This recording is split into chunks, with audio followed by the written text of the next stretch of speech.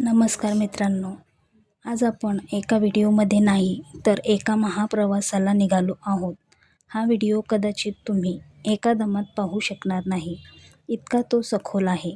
मी तुम्हाला विनंती करते की डायरी आणि पेन घेऊन बसा, कारण आज आपण तुमच्या आयुष्यातील अशा अनेक गोष्टी उलगडणार आहोत, ज्या कदाचित तुम्ही स्वतःलाही कधी सांगितल्या नाहीत. आपण लहानपणापासून ऐकत आलोय की माणूस हा सामाजिक प्राणी आहे, पण या ओळीचा गैरफायदा आपल्या मनाने घेतला. सामाजिक असणे म्हणजे एकत्र राहणे, सामाजिक असणे म्हणजे दुसऱ्याचे गुलाम बनणे नव्हे. आपण नकळतपणे आपल्या आयुष्याचा रिमोट कंट्रोल दुसऱ्याच्या हातात देऊन टाकतो. समोरच्याने बटन दाबलं की आपण हसतो, त्याने बटन दाबलं की आपण रडतो. आज आपण हा रिमोट कंट्रोल स्वतःच्या हातात कसा परत मिळवायचा हे शिकणार आहोत. भाग 2. अवलंबित्वाचे सूक्ष्म प्रकार आणि मानसशास्त्र. मानसशास्त्राच्या भाषेत अवलंबित्वाचे 3 अत्यंत घातक प्रकार आहेत, जे सहसा माणसाला समजत नाहीत. पहिला म्हणजे को-डिपेंडन्सी. यात 2 व्यक्ती एकमेकांवर अशा प्रकारे अवलंबून असतात की एकाचे अस्तित्व दुसऱ्याशिवाय अपूर्ण असते. उदाहरणार्थ, एका दारुड्या पतीवर त्याची पत्नी भावनिकदृष्ट्या इतकी अवलंबून असते की तो तिला त्रास देत असला तरी ती त्याला सोडू शकत नाही, कारण तिला त्याला सुधारण्यात स्वतःच्या जगण्याचा अर्थ सापडतो. 2. Approval addiction. मी हा शर्ट घातलाय तर मी छान दिसतोय का? पासून ते मी घेतलेला निर्णय बरोबर आहे ना? इथपर्यंत प्रत्येक गोष्टीसाठी दुसऱ्याच्या मंजुरीसाठी वाट पाहणे. 3. डिजिटल अवलंबित्व. आजच्या काळात आपण माणसांवरच नाही तर उपकरणांवरही अवलंबून आहोत. आपला मूड एखादी व्यक्ती ठरवण्याऐवजी आपल्या पोस्टवर आलेले लाईक्स आणि कमेंट्स ठरवू लागले आहेत. छत्रपती शिवाजी महाराजांचे उदाहरण घ्या.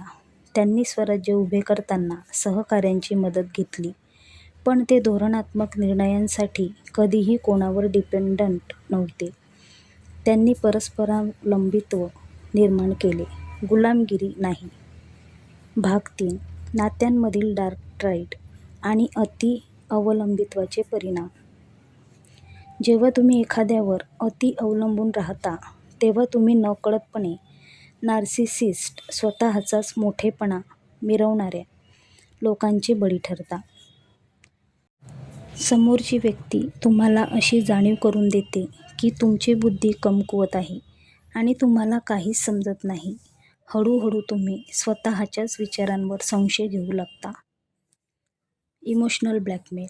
जर तू माझं ऐकलं नाहीस तर मी स्वतःला संपवून घेईन किंवा तुला माझी अजिबात काळजी नाही, अशा वाक्यांचा वापर करून तुम्हाला मानसिकदृष्ट्या पंगू बनवले जाते. समजा एक तरुण मुलगा आहे जो आपल्या करिअरच्या प्रत्येक निर्णयासाठी मित्रांवर अवलंबून असतो. एका चुकीच्या सल्ल्यामुळे त्याचे करिअर उद्ध्वस्त होते. आता दोष कोणाचा? मित्राचा की स्वतःची बुद्धी न वापरणाऱ्या त्या तरुणाचा? अर्थातच जबाबदारी आपली स्वतःच असते. भाग 4. स्वचाचणी.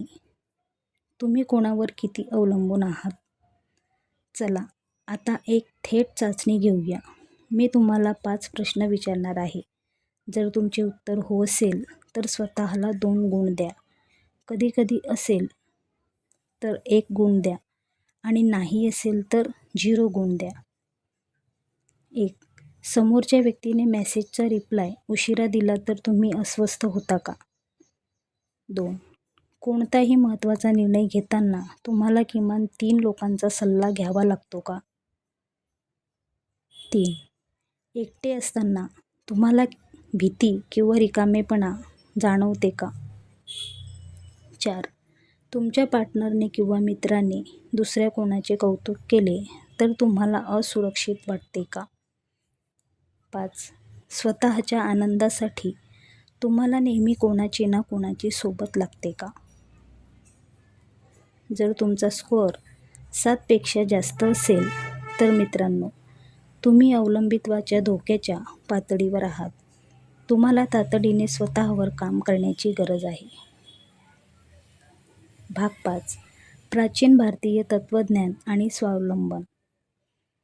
आपल्या भारतीय संस्कृतीने हजारो वर्षांपूर्वी यावर अतिशय सुंदर मार्गदर्शन केले आहे. गौतम बुद्ध आणि अप्पो दीपो भव. बुद्धांनी आपल्या शिष्यांना शेवटचा संदेश दिला होता. अत्त दीप भव म्हणजेच स्वतःचा दिवा स्वतः बना. प्रकाशासाठी दुसऱ्याच्या दिव्यावर अवलंबून राहिलात तर तो विझल्यावर तुम्ही पुन्हा अंधारात जाल. आचार्य चाणक्यांनी असे म्हटले होते की सरळ आणि अति अवलंबून असणारे वृक्ष सर्वात आधी कापले जातात. त्यामुळे व्यावहारिक जगात वावरताना स्वतःची मुळे मजबूत ठेवा. भाग 6. मानसिक आणि आर्थिक मुक्तीचा स्टेप्स ॲक्शन प्लॅन. आता आपण सर्वात महत्त्वाच्या भागाकडे आलो आहोत. या दलदलीतून बाहेर कसे पडायचे हा 7 स्टेप्सचा प्लॅन तुमच्या डायरीत लिहून घ्या. Emotional audit. एका कागदावर अशा लोकांची नावे लिहा ज्यांच्यामुळे तुमचा मूड बदलतो. त्यांच्यापासून हळूहळू भावनिक अंतर निर्माण होते. 2. Micro decisions. दिवसातील 5 छोटे निर्णय कोणालाही न विचारता स्वतः घ्या. उदाहरणार्थ, काय खायचे, कोणता व्यायाम करायचा. 3. Financial hygiene. स्वतःची कमाई सुरू करा. जर तुम्ही विद्यार्थी असाल तर पार्ट टाइम काम किंवा एखादे फ्रीलान्सिंग स्किल शिका. पैशांचे स्वातंत्र्य हे आत्मविश्वासाचे पहिले पाऊल आहे. 4 म्हणजे डिजिटल डिटॉक्स. दिवसातून किमान 2 तास फोन पूर्णपणे बंद ठेवा. सोशल मीडियावरील व्हॅलिडेशन घेण्याच्या सवयीला आळा घाला. 5. एकटेपणाची भीती घालवा. आठवड्यातून एकदा एकटे कॅफेमध्ये जा, एकटे फिरा किंवा निसर्गात वेळ घालवा. स्वतःशी मैत्री करा. 6. बाउंड्री सेट करा. लोकांना सांगा की तुमची एक वैयक्तिक स्पेस आहे जिथे कोणालाही ढवळाढवळ करण्याचा अधिकार नाही. 7. स्वतःचे ध्येय. आयुष्यात एक मोठे ध्येय ठेवा. जेव्हा डोक्यात ध्येयाचे वेड असते तेव्हा कोणाचे येणे जाणे तुमच्या मानसिक शांततेचा भंग करू शकत नाही. तर मित्रांनो, आजच्या या व्हिडिओमध्ये एकच गाभा आहे. तुम्ही या पृथ्वीवरील एक अद्वितीय निर्मिती आहात. दुसऱ्यांच्या खांद्यावर हात ठेवून चालण्यात काही काळ सोपे वाटू शकते, पण लक्षात ठेवा, पळायचे असेल तर स्वतःचेच पाय काम करावे लागतात. कोणावर किती अवलंबून राहायचे याचे उत्तर आता तुम्हाला मिळाले असेल. नाती जपा, प्रेम करा, आदर करा, पण स्वतःचे अस्तित्व गहाण ठेवून नाही. हा व्हिडिओ बनवण्यासाठी मला प्रचंड अभ्यास आणि मेहनत लागली आहे. जर या व्हिडिओने तुमच्या विचारात 1% जरी बदल केला असेल तर कमेंटमध्ये मी स्वावलंबी बनणार असे नक्की लिहा. हा व्हिडिओ गरजू लोकांपर्यंत नक्की शेअर करा. पुन्हा भेटूया अशाच एका लाईफ चेंजिंग विषयावर. तोपर्यंत स्वतःची काळजी घ्या, स्वतःवर विश्वास ठेवा. धन्यवाद.